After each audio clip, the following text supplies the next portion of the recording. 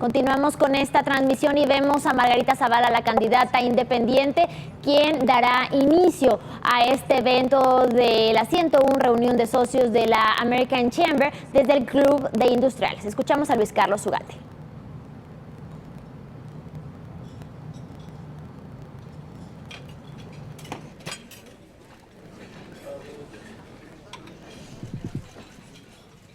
Muy buenos días. En nombre de American Chamber de México, Margarita, queremos darte la bienvenida a este desayuno. Esta es la 101 Asamblea de la Cámara. Este diálogo abierto es muy importante para conocer su visión sobre las prioridades y propuestas de los socios de American Chamber México, un organismo que por más de 100 años se ha dedicado a generar mejores condiciones para los negocios, promover la legalidad, el libre comercio y el intercambio comercial entre México y Estados Unidos. Para AmCham es prioridad que la siguiente administración garantice la seguridad de las personas y la competitividad de las empresas, generando un entorno atractivo para la inversión, el desarrollo social y de talento, así como la creación de empleo formal. AmCham ha publicado una agenda estratégica 2018-2024 que tiene 4 ejes: la seguridad y el Estado de Derecho, la relación bilateral con los Estados Unidos de América, la competitividad y apuntalar la agenda energética. Este desayuno, y agradezco mucho a la Cámara que me hayan invitado como facilitador de este diálogo, busca saber los cómo. Y en esta mañana tendremos aquí en este foro a los 4 candidatos presidenciales a la presidencia de la República. Margarita Zavala no requiere mayor presentación, simplemente quiero destacar que es abogada por la Escuela Libre de Derecho, ha sido legisladora tanto en la Ciudad de México como en el ámbito federal. Fue militante del Partido Acción Nacional por 33 años, renunció el año pasado y luchó y consiguió ser aspirante independiente a la presidencia de la República. Ha trabajado en temas de prevención de adicciones, atención a migrantes, justicia y seguridad. Y la tenemos hoy y pido que le demos una bienvenida con un fuerte aplauso.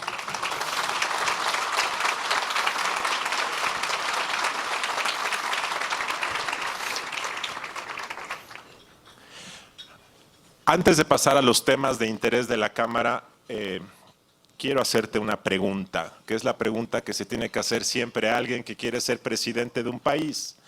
Es una pregunta muy simple, pero creo que es la pregunta necesaria para iniciar. ¿Por qué quieres ser presidente de México? Tiene que pasar aquí. Muchísimas gracias, muchas gracias a la American Chamber de México. Desde luego, esta reunión se da en un momento importante de la relación México-Estados Unidos y les agradezco esta oportunidad. Quiero ser presidenta de México porque conozco a México y lo amo profundamente y porque la vida me ha preparado para este momento, porque sé muy bien que podemos llegar a tener una economía en la que nos permita crecer a todos, en donde cerremos esas brechas de desigualdad y donde el crecimiento económico sea una constante y pase mucho más allá del 2.5, del 3, que ha sido el promedio de los últimos años.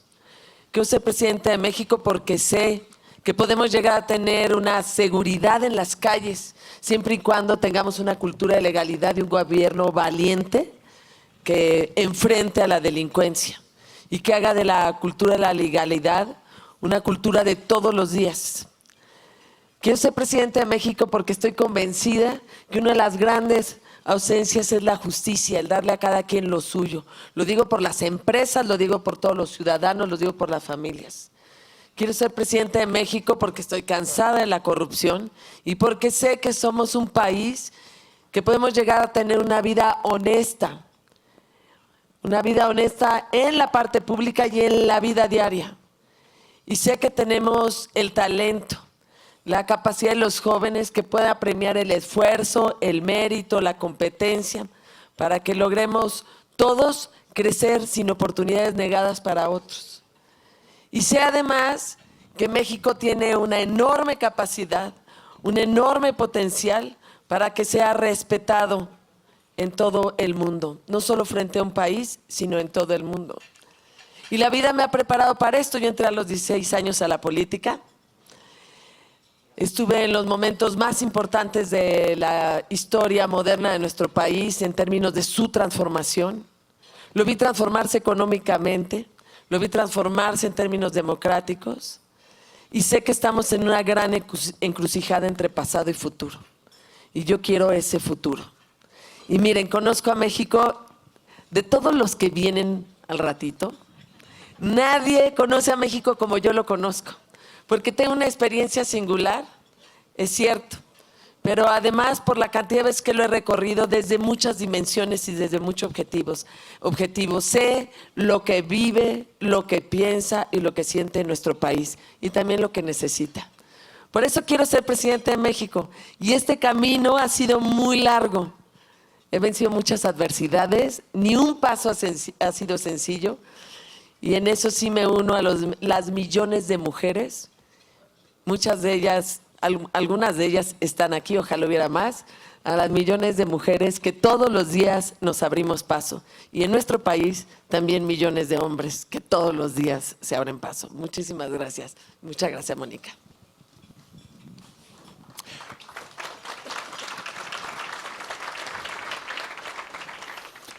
Un tema muy importante para todos los mexicanos, pero para la Cámara Americana, es el tema de la seguridad.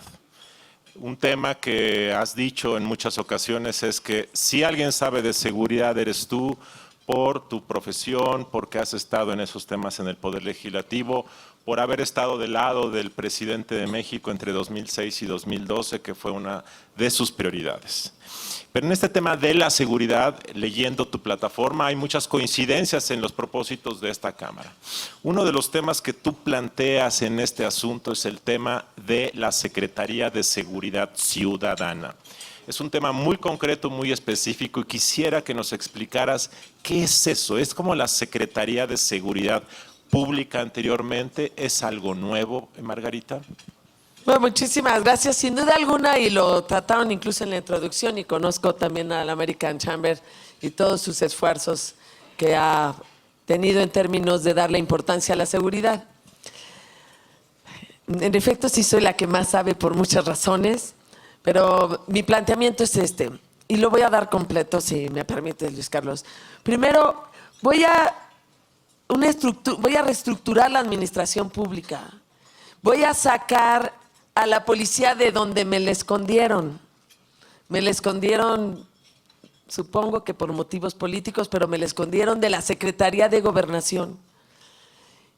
Y la voy a poner en una Secretaría de Seguridad Ciudadana. Pongo el elemento ciudadano, la palabra ciudadano, porque ese es el centro de cualquier política pública de seguridad. Y las líneas de acción serían fortalecer la policía en términos de mayor profesionalización, mayor capacitación en valores, en derechos humanos, pero también en adiestramiento, que esto sea en cascada a las policías estatales y municipales, y una novedad que es el Sistema Nacional de Policía, que te permita certificar, unificar todos los criterios, desde el policía de Tijuana hasta el policía de Tapachula. Y segundo punto, voy a adquirir la mejor tecnología para aumentar las capacidades del Estado de análisis, de investigación y de inteligencia del Estado. Tercero, voy a reformar lo que tenga que reformar del sistema de justicia, pues para que el que la haga, pues la pague. Es así de sencillo. El que busque el mal, que le vaya mal, y haya una aplicación y un respeto a la ley y un Estado de Derecho. Cuarto, sí voy a poner prioridades nacionales. Una prioridad es el feminicidio, evitar el feminicidio, las desapariciones de niños, adolescentes y jóvenes, y desde luego la seguridad que nos permita fortalecer el mercado interno, el comercio, las libertades económicas. Y finalmente voy a trabajar en valores. Sí, en valores, señores y señoras, en respeto, en honestidad, en qué es lo suyo de cada quien, en el respeto entre nosotros y en la ley, en las escuelas, en la familia, en las organizaciones, en las cámaras, en las organizaciones sociales y, por supuesto, en nuestro país. La seguridad tiene que ver con el Estado de Derecho y eso es importante para sus empresas y también para la miscelánea de la esquina, para los abarrotes, para la señora que está poniendo un restaurante. Eso es lo que nos está frenando a todos, la falta de Estado de Derecho. Una de las mayores frustraciones del gobierno federal en los últimos 12 años ha sido la inacción de los gobernadores. Si los gobernadores no hacen su parte gastando bien, capacitando a sus policías, cuidando sus centros penitenciarios, el esfuerzo federal se diluye. ¿Qué está pasando con los gobernadores y los presidentes municipales también que no cumplen su parte y da la impresión de que no hay un castigo, no hay una sanción y no hay un incentivo político para que hagan su parte? Bueno, para empezar, yo creo que hemos discutido cosas importantes, pero no la clave. El mando único, por ejemplo, ¿es importante? Sí. Pero no es la clave es el control de confianza. Y se fueron muchos años en hablar sobre el mando único. Y yo como una vez decía, bueno, por ejemplo, en Veracruz hay mando único, el de los Zetas. Entonces, por eso están tratando de regresar a ese mando mixto, porque la clave es el control de confianza. Ahora, el Sistema Nacional de Policía nos permitiría ir en cascada en ese sentido, obligar a que los estados, que creo que estoy convencida que eso es de lo que ha faltado en estos últimos años, de poner los incentivos necesarios para que los gobernadores y los alcaldes trabajen en los temas de seguridad. Ahora, hay otros instrumentos que se han generado y que no hemos utilizado. Por ejemplo, las leyes de lavado de dinero, la ley de lavado de dinero, la de extinción de dominios que tendríamos que fortalecerla. Tenemos que trabajar mucho más fuerte las autonomías de las fiscalías generales, empezando por la federal, y otras leyes que no hemos aplicado, como es la de ley de contabilidad, que vigilaría que un peso que de la federación va al Estado o va a los municipios, que vaya efectivamente a la seguridad de los ciudadanos. Es decir, creo que hay que colocar los incentivos y la vigilancia necesaria. Margarita, en esta dimensión sobre seguridad y Estado de Derecho, un tema recurrente, quizá el tema más visible en esta elección presidencial, es el tema de la corrupción. Y generalmente volteamos a decir que los políticos corruptos son los causantes de todo y a exigirles que hay que quitar el fuero, algo que tú propones, el Sistema Nacional Anticorrupción. Pero estamos ante empresarios e inversionistas muy importantes del país.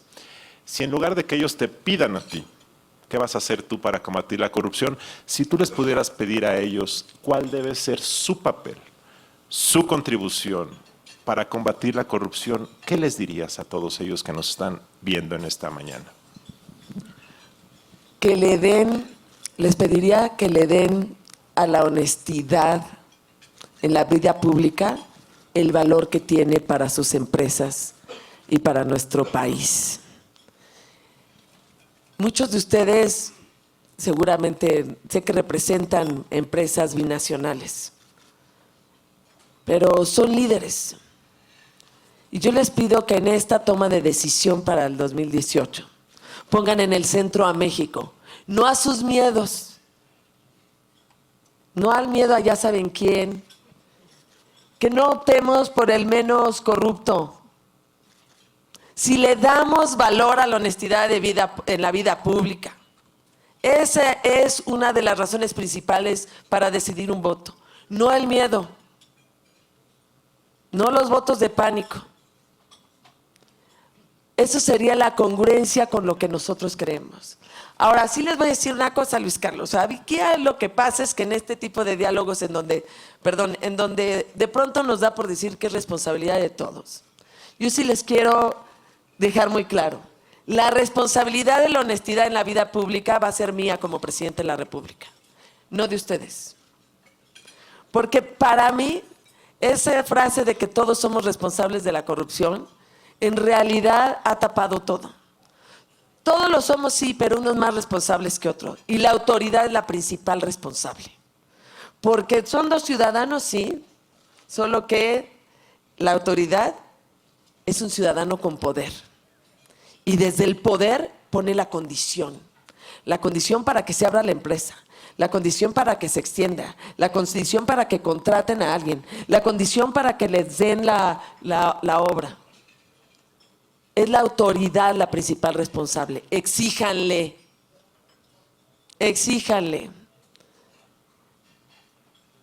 Actúen en congruencia. Y con eso sí les voy a decir, yo voy a devolverle la dignidad a la presidencia, a la República y al gobierno de nuestro país, a través de la honestidad. Ahora, sí, supongo que entraremos a los cómo, ¿no? Bueno, porque no entramos a los cómo, porque un tema central, por ejemplo, el candidato que viene después de ti ha hablado mucho del tema. Cuando uno ve los cómo, uno tiene la sensación de que se trata todo de un asunto de buena voluntad o de integridad o de superioridad moral.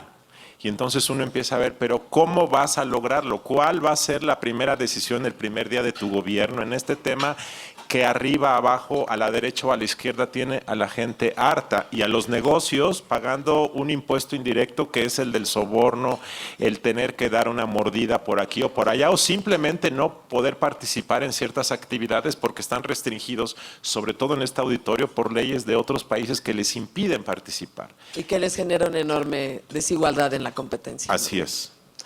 Bueno, digamos, entramos a los cómo, porque se trata de ser honesto, pero no es suficiente. Es también quién te acompañas y qué es lo que se propone. Yo propongo, por un lado, voy a tener una oficina de ética, un fortalecimiento en los órganos de gobierno, sobre todo en los órganos internos de control, que nos permita no solo aplicar la ley, sino prevenir los actos de corrupción. Segundo, hay que cerrar los espacios a la corrupción. Yo voy a desregular la economía, de verdad la voy a desregular, porque lo único que ha generado la es discrecionalidad. Y además de lograr evitar la corrupción a través de la desregulación de la economía, estoy segura que voy a lograr una mayor competitividad. Otra manera de cerrar los espacios de la corrupción, la transparencia. La transparencia tiene que ir acompañada con rendición de cuentas y con gobiernos abiertos, porque si no, pues yo conozco, como ustedes también, a servidores públicos transparentemente corruptos. Y te dicen claramente lo que hicieron con la obra a la hora de licitarla. Y así te explican sus bienes y hasta sus negocios. ¿Por qué? Porque no hay un sistema de anticorrupción que permita revisar cada conflicto de interés. Ahora, el Sistema Nacional Anticorrupción implica lo que ya deberíamos estar haciendo, elegir los magistrados del Tribunal de Justicia Administrativa. Implica una Fiscalía General Autónoma, implica un fiscal anticorrupción que todavía no, que a la fecha todavía no se ha resuelto. Y ya ni quiero que se resuelva, mejor después del 1 de julio. Y finalmente voy a ser implacable con la corrupción, porque sé los enormes costos que hemos pagado en términos económicos, en términos de desigualdad social, en términos de desequilibrios en la economía, en términos de la falta de competencia. Porque si ustedes tienen problemas, imagínense la familia que pone un restaurante. Si ustedes tienen problemas, imagínense un joven que está saliendo de una universidad y quiere poner una pequeña empresa. Si no terminamos con la corrupción, no vamos a poder lograr avanzar. Y otra vez, es Estado de Derecho, aplicación de la ley. Por eso es la otra cara del tema de seguridad y por eso la corrupción es un crimen. Margarita, en este entorno de la American Chamber, un tema que les preocupa mucho es el tema de creación y crecimiento de empresas. Tú en tu programa hablas de esto, pero me gustaría que compartieras con el auditorio qué vas a hacer en temas de simplificación regulatoria, acceso al crédito, inclusión de pymes, relaciones laborales, incentivos fiscales. El marco regulatorio, sobre todo el marco fiscal. Aquí es importante qué principios se tienen. Entre recaudar más y el crecimiento económico, siempre voy a preferir el crecimiento económico. Siempre. Entre regulación o competitividad, siempre voy a preferir la competitividad. ¿Por qué? Porque yo creo en la economía de libre mercado. Así de claro, ¿eh? En la economía de libre mercado.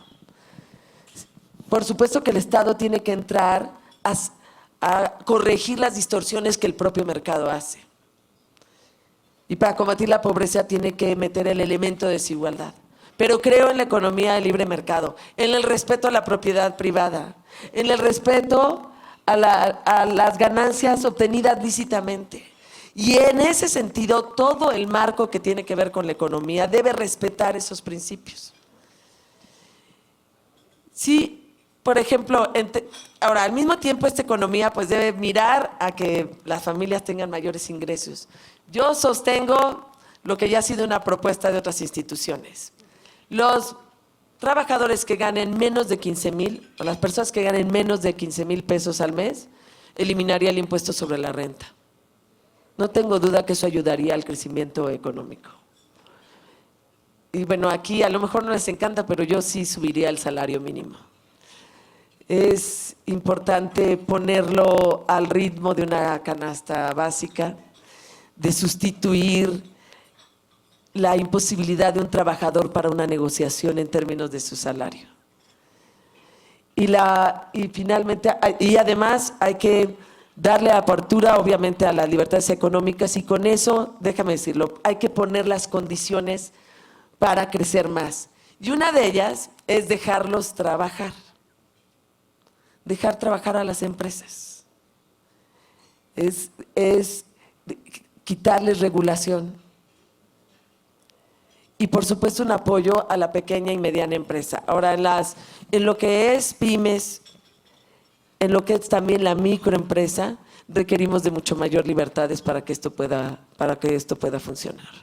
La semana pasada, el candidato presidencial de tu ex partido propuso reducir el IVA en la frontera y otras medidas de estímulo.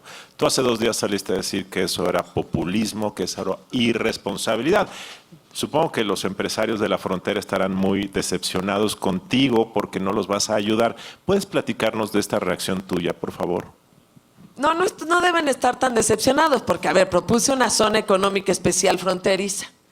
Y vista no desde el punto de vista asistencia, sino vista desde el punto de vista crecimiento económico y de libertades. Y también propuse que toda la política pública, es decir, la administración pública en términos de la frontera, lo digo por la norte y por la sur, que son muy distintas, tengan una perspectiva de frontera en cada una de las decisiones. Y eso cambia mucho, mucho más que la mentira que les están diciendo él y el otro. Y la otra es, les dije también, les voy a regresar, porque una de las cosas es que si eso proponen, o una de dos, o les están mintiendo cínicamente, o de plano no tienen idea de cómo van a recibir las finanzas públicas de nuestro país. Entonces yo les dije, voy a regresar, además de la zona económica especial fronteriza, además de una perspectiva de frontera en todas las decisiones, voy a regresarles porque vamos a tener que compensar todo lo que dan en inversión física, en inversión en telecomunicaciones, en inversión en economía verde, en educación, en universidades. Y de verdad, si tengo margen, entonces sí lo haré. Pero yo estoy cansada de que le mientan a la gente. Porque además, dicho sea de paso, ni siquiera es una facultad del presidente de la República, es el del Congreso. Es que ni se apunten. Pero parte de lo que tenemos que cambiar en la conversación, la política, es en hablarnos claro. Y yo quise hablar claro. Y no creas que me fue mal.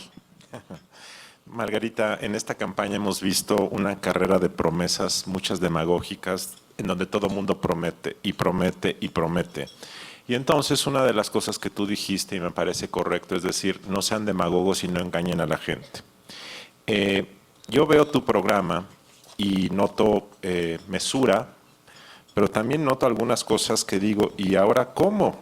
Por ejemplo, una de las propuestas principales en materia de salud es el tema de unificar los sistemas de salud y hacer un seguro médico universal de gastos médicos. Una propuesta fundamental que por sí misma ya es un programa de gobierno. Luego propones, por ejemplo, crear 50 universidades de excelencia, si mal no recuerdo.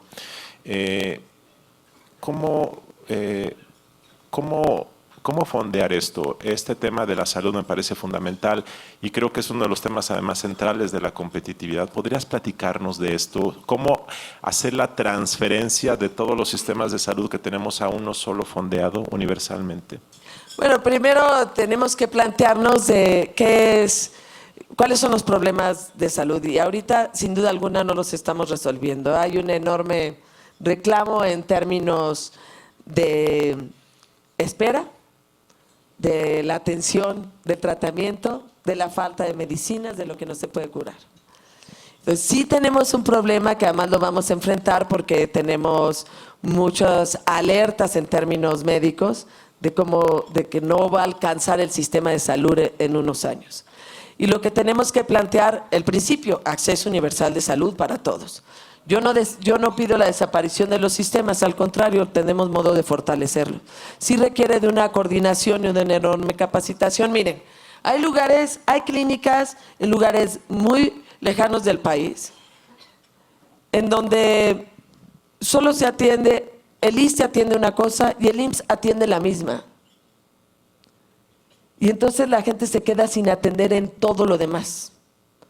Y yo prefiero que en un lugar lejano hay una parte de urgencias, haya otra parte de hospitales de segundo nivel y que eso permita mayor libertad a los pacientes y a la población de poder ir, aunque sea en otro sistema, y atrás haya esos intercambios y esos pagos. Ahora sí requiere de un trabajo financiero muy fuerte. Por eso habría que empezarlo desde el primer día, que hubiera una sola bolsa que me permitiera distribuirlo entre todos los sistemas. Solo así lo vamos a poder lograr. Yo estuve muy cerca del sistema de salud en momentos muy difíciles del país como fue el de la influenza.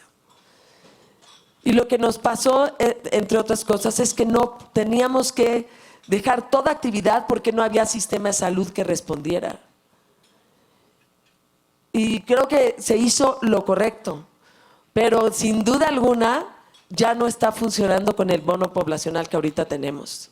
Y necesitamos una bolsa financiera que sea una sola y que pueda eficazmente distribuirse bajo contratos de acuerdos que estén atrás y no le toque al usuario hacer ese tipo de contratos. Ahora sí empieza desde el día 1 con expedientes únicos, con expedientes electrónicos, con una instalación de tecnología y por supuesto con una transparencia. Pero me dijiste otro tema también. No, me dices crear 100 universidades de excelencia y con vocación. 100 universidades parece infondeable, Margarita. No.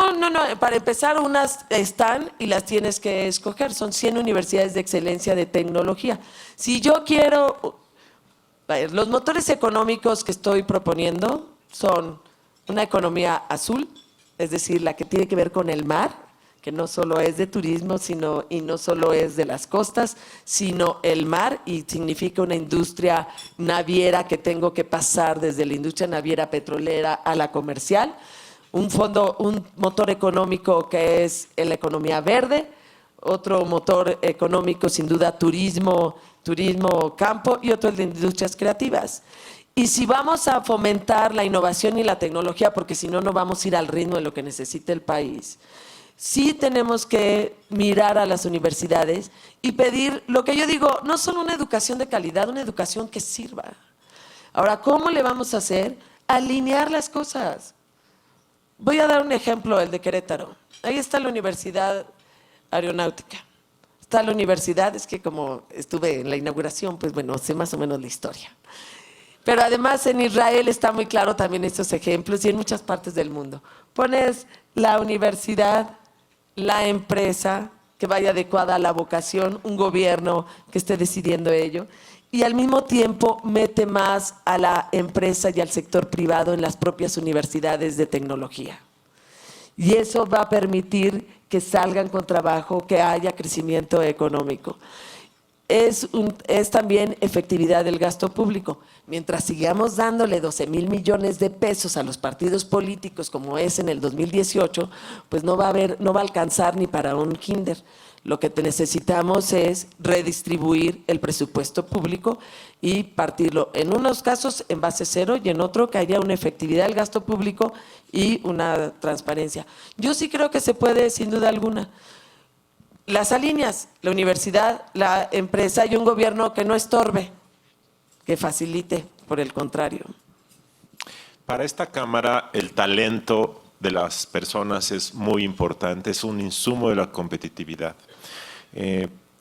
Tú estás, por lo que entiendo, a favor de la reforma educativa, estás a favor del modelo educativo. ¿Nos puedes platicar cómo hacer que la reforma en marcha, con sus imperfecciones, se arraigue, avance, profundice para que quizá en 25 años tengamos mejor talento? Bueno, ojalá antes, pero entiendo por la generación de los 25 años. Yo estoy a favor de la reforma educativa. No ha sido una reforma menor. A mí algunas veces me dicen, es que nada más fue administrativa. Pues no fue menor. Nadie puede estar en contra de un Instituto Nacional de Evaluación Educativa y de que objetivamente se mida a los maestros.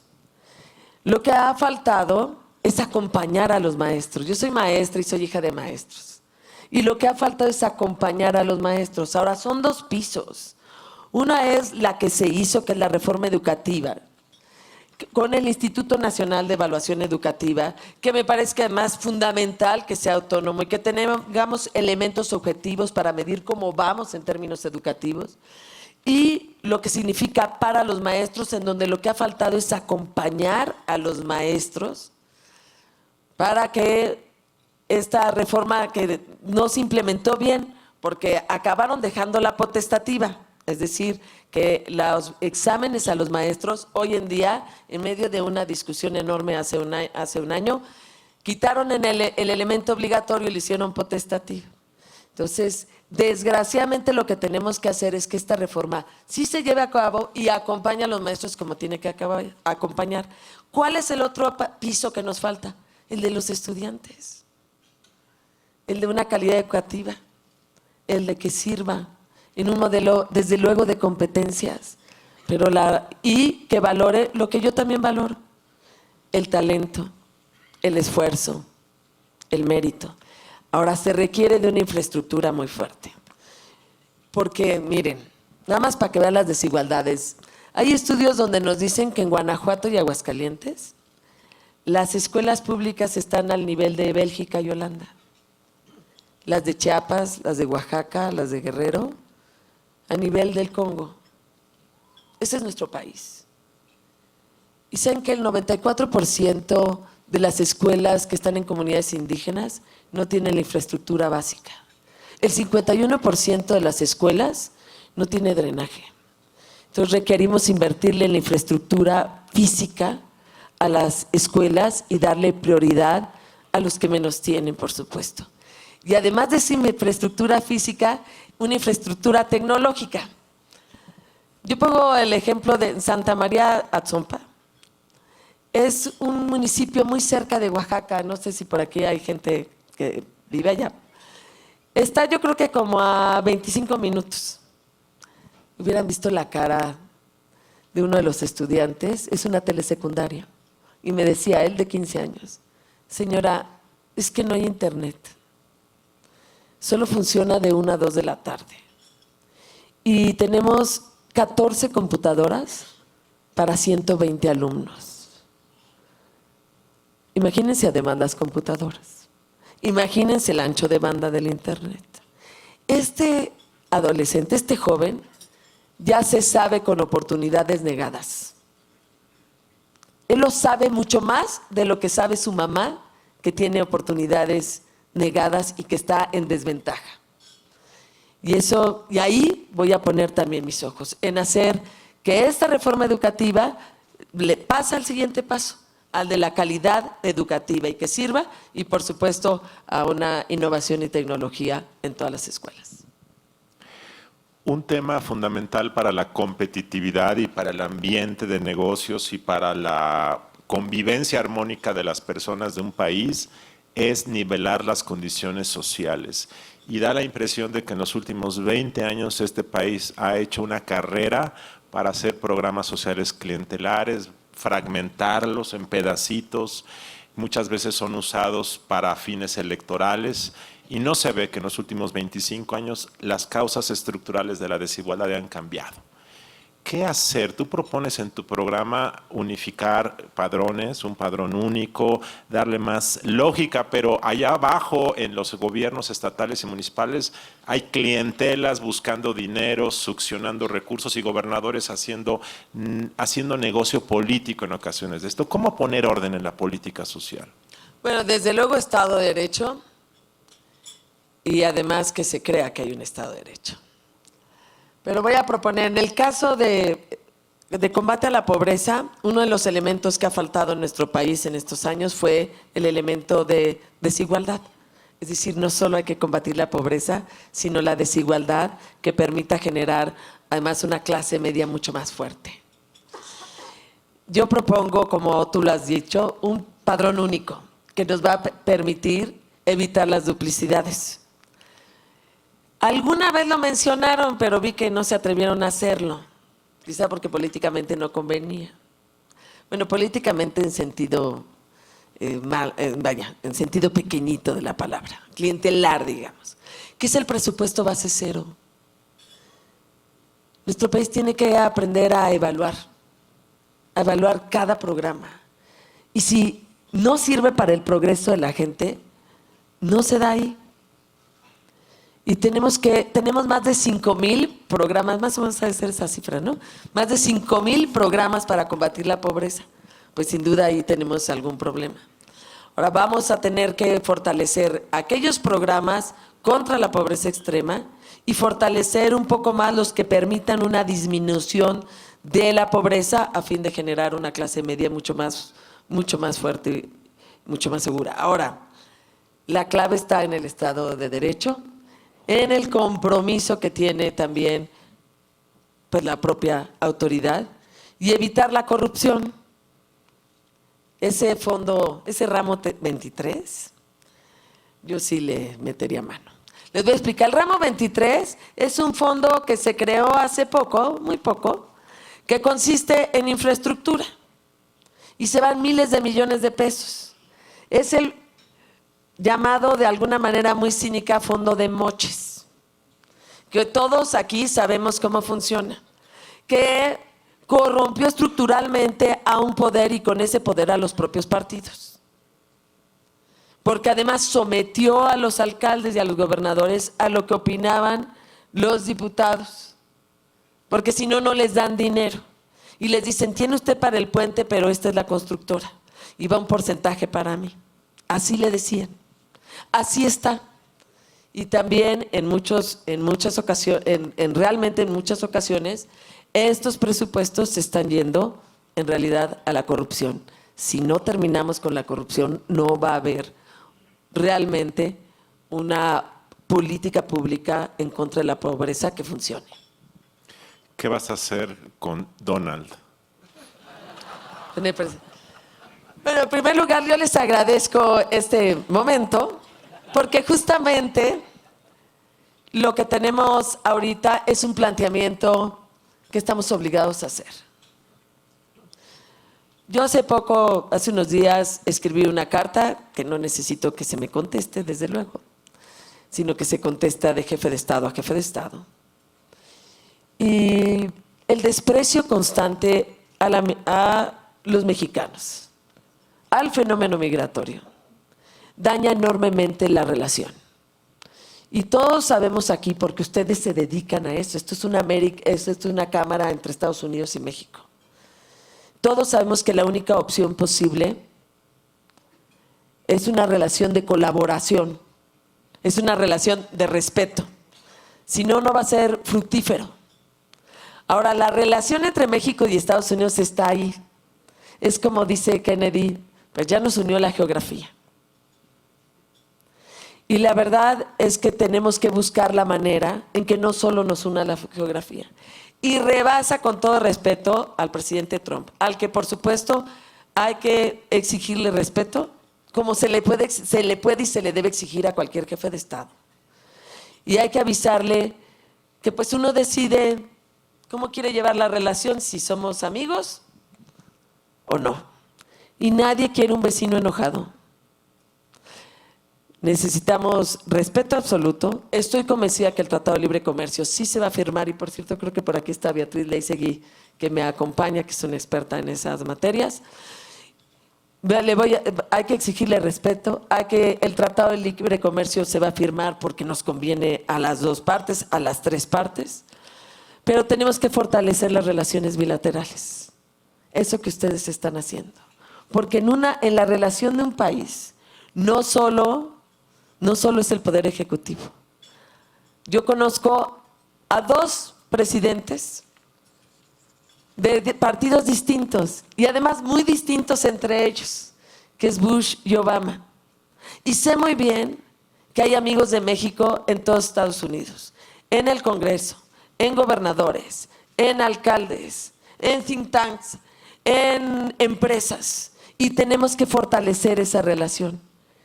Tenemos que acompañar a los migrantes, por supuesto, a la defensa de México y los mexicanos en el Tratado de Libre Comercio, en los temas migratorios e incluso allá a través de la red de consulados.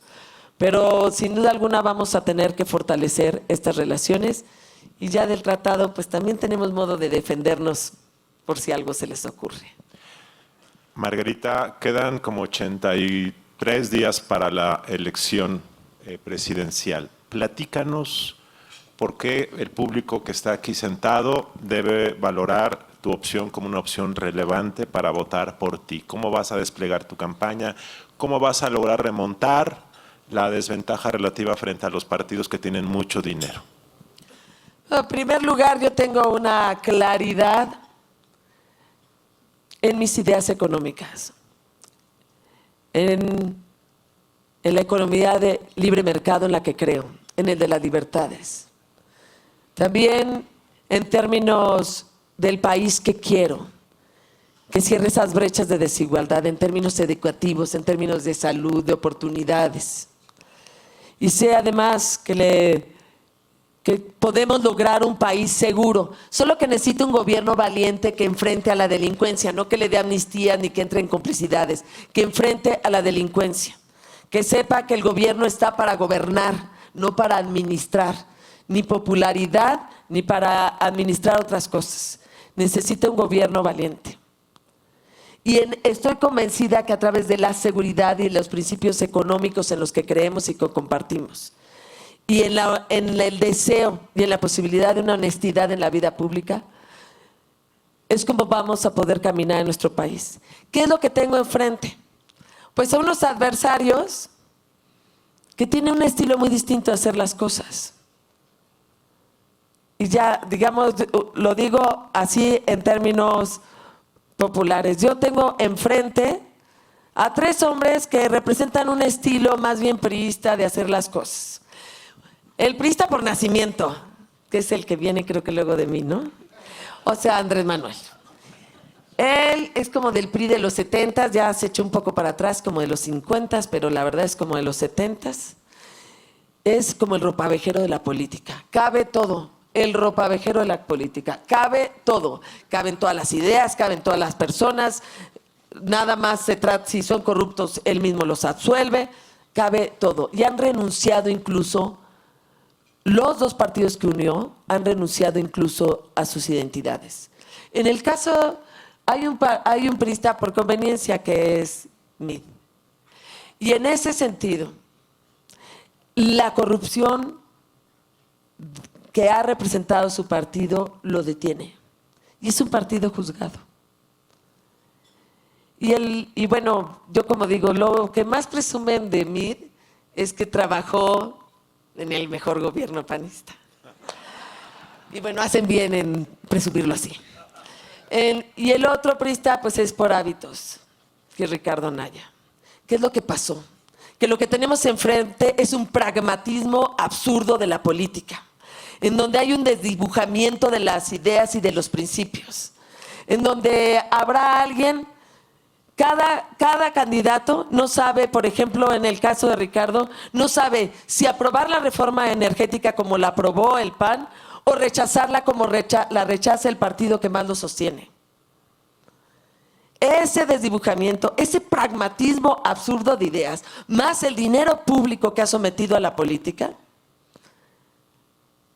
ha generado lo que llaman un carnaval de banalidades. Y yo estoy convencida que, primero, nuestro país no merece eso. Segundo, nunca subestimen al electorado. Solo les pido que lo crean. Les pido que no se conformen y que no se rindan.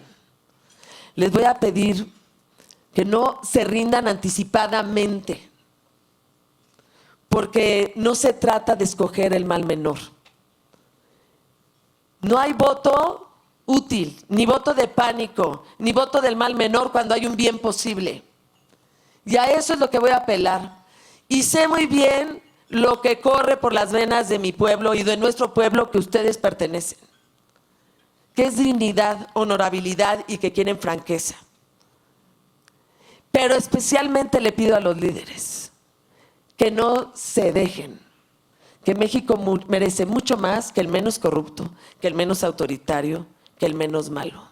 Por ahí voy a caminar y les pido su voto, les pido su compañía y les pido además su fuerza y su energía para cambiar y transformar a nuestro país y regresarle la esperanza y el orgullo de ser mexicanos. Yo estoy aquí, amo profundamente a mi país, como sé que ustedes lo aman.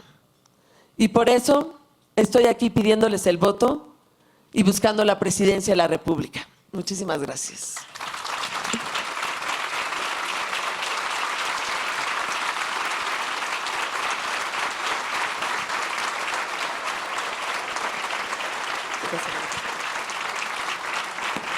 Además, agradezco mucho que haya una presidenta mujer. Pues le doy la palabra a la presidenta de la Cámara.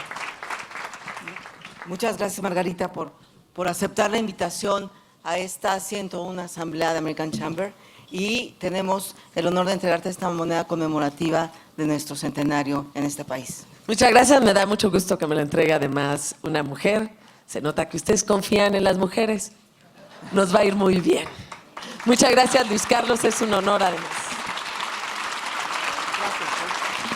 Agradecemos a nuestros invitados por compartir sus reflexiones.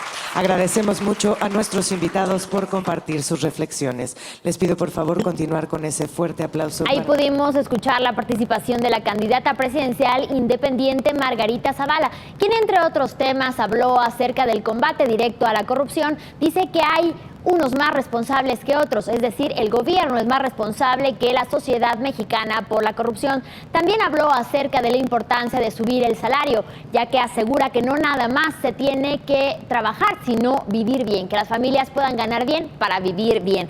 Por otro lado, se habló acerca del acceso universal de la salud, es decir, salud para todos, y también dijo estar a favor de la reforma educativa. Por otro lado, comentó acerca de Donald Trump, a quien le exigió respeto absoluto y dijo estar segura de que el Telecán será firmado porque no solamente le conviene a Estados Unidos, sino también a México. Margarita Zavala, por supuesto, no dudó en hablar acerca de sus contrincantes, los otros candidatos a la presidencia. De Andrés Manuel López Obrador dijo que es el ropavejero de la política, es decir, que cabe todo, que invita a todos a participar de su proyecto y a los que han hecho mal, pues los absuelve. De José Antonio Meade dijo que es el priista por conveniencia y que el partido